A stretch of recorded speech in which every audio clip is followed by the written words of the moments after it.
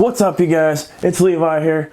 Welcome to the Cybersecurity Education channel. Today we're going to be talking about FaceApp security. This is a little bit of a change up from what I have been talking about cybersecurity when you're traveling. I'll go back to this series, but I think this is a super important topic because it's been trending a lot lately in the news and it's kind of a big deal. It's called the FaceApp challenge, or also known as the #age challenge, or if you're too old for that, it's called the # age challenge. So I'm sure most of you guys have seen or heard about this, but in case you guys haven't, I'll give a little description. So basically the FaceApp challenge is you go and you download the FaceApp application on any phone, and then you go ahead and take a picture of yourself, and Artificial uses your picture to go ahead and it creates a bunch of images of you aging over time.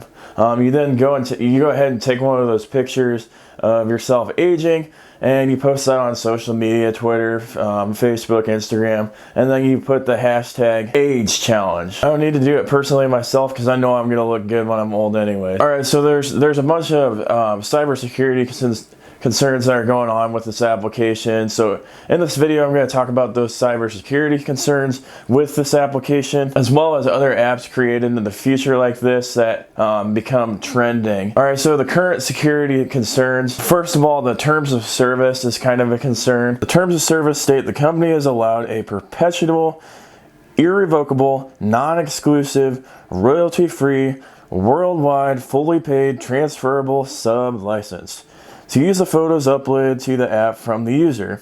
Basically what this means to me is AKA they can do whatever the f they want with your data.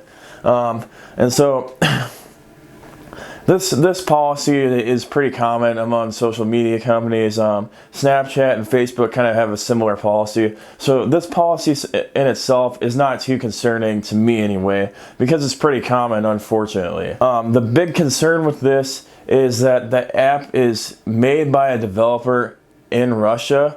And so there's been some kind of freak out moments, because the United States doesn't get along with Russia, and there's potential for there to be a scandal there, or to cause problems for US users. But the thing is from what I've seen, information is mostly being saved to American servers, and specifically Amazon Web Services and Google services. Most of those servers are based in America. There's some in some other countries, but the main thing with this is if Russia intelligence wants to do something with that data, and trying to grab that off of American servers is going to be a lot more difficult than if that information was being sent to them. And it doesn't appear that the information is being sent to their servers, but there's always possible that the American servers could replicate over to a Russian server where they could pull that information. So that still could be a risk, but from what I've seen, it's kind of been downplayed. It's not really a big deal at this point in time anyway. Another concern is that the company could access all of the app or all of the photos on your phone. That was a big concern by a lot of people. Security experts shot that one down after analyzing it, and they confirmed that only the photo that you upload can be seen by the company, so they can't see all of the photos on your phone. And at least on this version of the application, I mean, that could potentially change depending on what version of the application is out. And then there's another stipulation inside of their agreement that they can keep your data for as long as they want. There's not like a limit on how long they can hold your data. And so the representative from the company said that users can request that their data be deleted. Users can do this by going into the settings on the app, going into the support, and going to report a bug. Because it's a software glitch that you have to get rid of your data. And then using the word privacy in the subject line message, that should help speed up the process of getting your data off of those servers. I think it's kind of ridiculous that you have to go and do this. Like, there should be an option where you can just request a button where you can just press delete and all your data is gone. But of course they want to make it as hard as possible because they want as much data as they can so they can use that to sell advertising and other things like that for their own benefit. But yeah, it's a I guess technically it is a bug because there should be a feature where you should be able to press the button to delete everything, right? Alright, so what are some things that we can learn from this situation, some things that we should be aware of, and some things to think about when other social media, when other trending topics start happening? What are some things that we should think of? One thing I want to point out on these trending topics is this could be used to social engineer people to do stuff that they wouldn't normally do under normal circumstances. So just you got to get inside of your head that just because something is trending does not mean that it's safe. It's really easy to assume that just because everybody's doing it means that it's a good thing, right? But that's not necessarily the case. You have to always think in your head all the time, like, what type of things could happen to me? What are the consequences by me doing this? What could possibly go wrong with what I'm doing in the trending phase?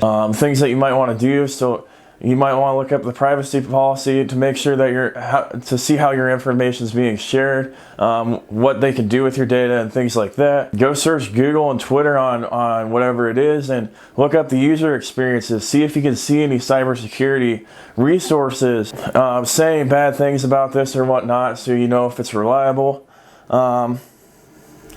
And then make sure that you watch this channel, because I'll likely talk about it at some point in time, so that you guys can learn from it. And then make sure to smash that like button on this video to help promote this channel and help promote this video to get more awareness out, to help other people prevent issues in the future for trending topics like this. Some other points is you really gotta be careful what you share.